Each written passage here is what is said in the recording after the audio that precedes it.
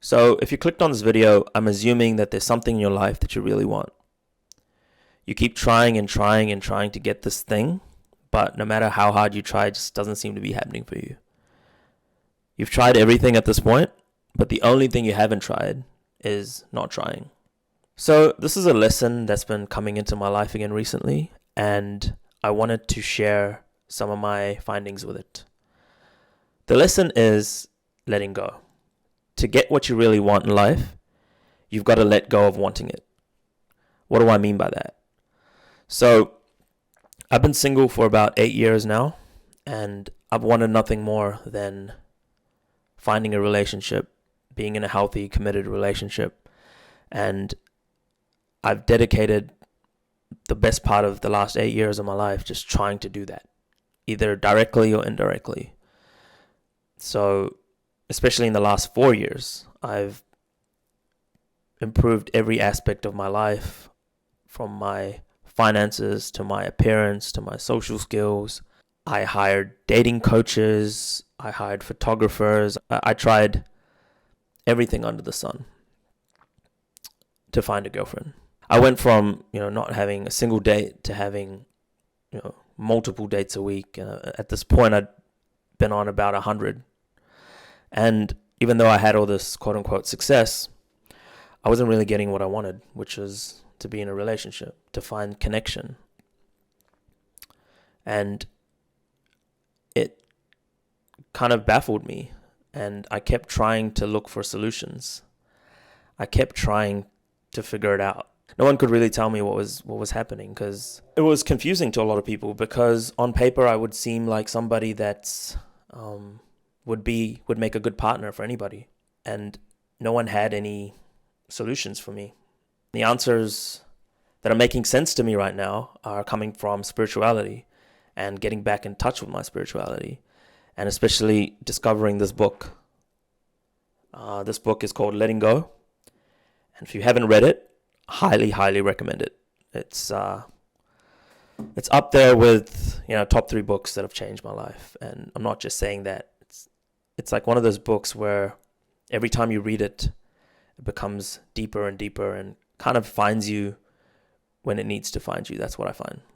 It seems like it comes back into my life when I need to, learn something new or go deeper into one of the lessons. Today's lesson that I wanted to talk about is desire. Sometimes we think that if we don't desire something, that we're never going to have it. But actually, desire is the obstacle to having something. And I'm going to read out a little passage from this book. There is often a lack of understanding of the function of wanting and desire.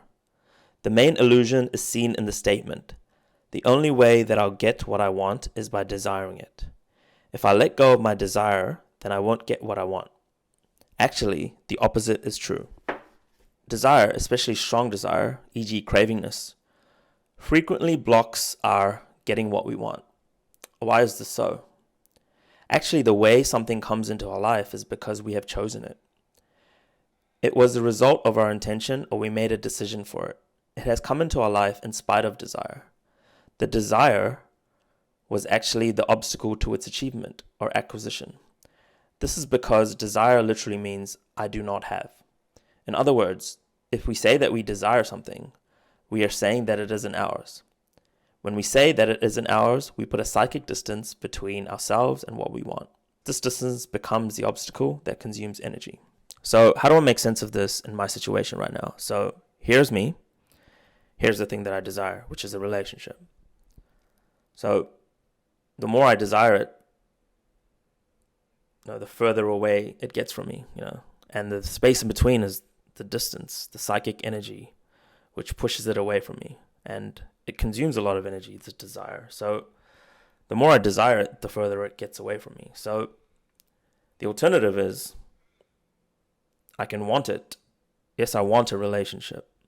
But if I reduce the desire, it's kind of like gets to a point where there's no distance between what I want and where I am right now. And that may seem a little bit confusing right now, but how I can explain that is it's really moving through the world with this energy of being full, being okay. And yes, wanting something, but not desiring it, not needing it. So wanting a relationship is so much different than needing a relationship. And you probably find the situation in your own life and maybe other areas of your life, and even in relationships. The old trope is like you find love when you stop looking for it. And maybe people in your life, your friends and family, you'll hear the same stories over and over again. It's like, oh, I wasn't really looking for anything serious, but just kind of happened. And I think that's a result of just being in the surrendered state. These people, it's just, you kind of let go of this energy, of this neediness and this hunger. And that's when it kind of happens for you. And even when I look back into my own life, the most fulfilling relationships that I've had have been when I wasn't looking for them. The last girlfriend I had I wasn't looking for her. It just kind of happened as a result of me pursuing other things in life. I just happened to meet her. I just crossed paths with her when I was already, walking on my own path. She just happened to be there. Even when I lost my virginity, I wasn't trying to lose my virginity. It just happened.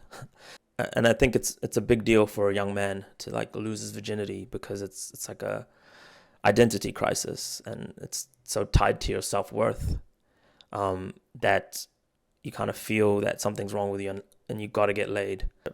So what happened was I was in a surrendered state. I forgot about women, forgot about dating, and I was just pursuing music and my spirituality. And I happened to meet her at some spiritual talk, and we just started talking, and I wasn't really interested in her romantically. I just thought she was interesting, and I just wanted to talk to her. And we started talking over time, and then she expressed attraction towards me, and she invited me to her house. And at this point, I wasn't ready. I didn't want to be in a relationship. I was actually moving countries, so I was like, okay, this person's attracted to me. I like her, but I don't really want to be in a relationship with her. So I actually went over to her house to tell her that I didn't want to be in a relationship with her. And she advanced on me, and we ended up sleeping together. So I was not trying at all. In the moments of my life where I try so hard, it just does not happen. Does not happen. So yeah, and there's been countless examples of that over the years, where when I give up dating relationships, people disappear. Naturally, if you follow your own path, you're going to find people of the same wavelength as you. And it reminds me of another passage in this book. The more loving we become, the more we receive what others are giving to us. And we discover that we are all surrounded by love and opportunities for loving involvements all the time. This was the case for one woman who shared the following experience. I was always overweight and not very good looking. All through my life, I rejected myself. I envied and hated sexually attractive women. I got to hate men too, because they avoided me. I was full of self-pity. I even tried psychotherapy, but I quit when it became apparent that the psychotherapist seemed more interested in his attractive young woman patients than he was in me. I tried various self-help methods and at least got over my self-pity and depression. I was able to get a better job, but men still weren't interested in me. And I was unsuccessful in the sexual and relational arenas. And then he kind of talks about how she applied this mechanism of letting go, which if you read the book, you'll understand more about how to do it. And I also might make a video in the future explaining my process. Essentially what she did was, she got in touch with these feelings of self-pity and these feelings of I don't deserve love, who could possibly love me, and letting go of these feelings like wanting attention and acceptance from others, and the fear of expressing herself, the fear of being rejected, and the fear of being deeply loved. So she really got in touch with those feelings and allowed herself to feel it. After she did that, it says, within a week of surrendering these feelings, she had a date, she explained. I was so excited that I even lost my appetite. We had a great time, then all of a sudden I saw the secret. I was giving love instead of looking for it. My whole life has changed now. Instead of feeling desperate to get attention and love, I know that I have the power to give it. When I enter a room, I see all the lonely, love-starved men. They all look the way I used to, so I know what it is that they're feeling and what to say to them and how to express myself. I put myself in their place and watch their hearts melt. I used to scare them away because I was hungry. Get that? Hungry. That was my problem. Now I feel full, and I share that fullness and what I've learned. My social life has become so enjoyable. My social life has become so much more enjoyable now. I don't have time to eat anymore.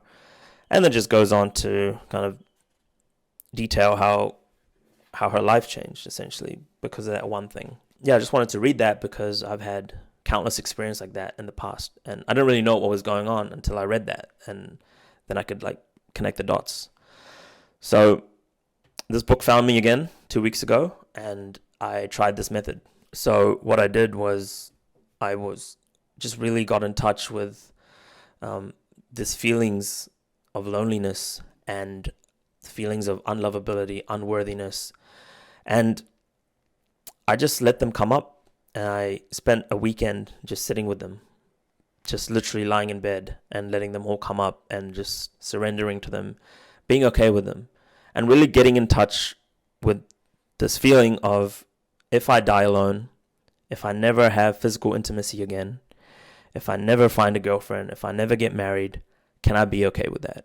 And it was terrifying. It was difficult, but I really became more and more okay with it. I'm still nowhere near 100% okay with that, but I became more okay with it. It was really painful. It was really tough, but I let some of it go. I surrendered some of it.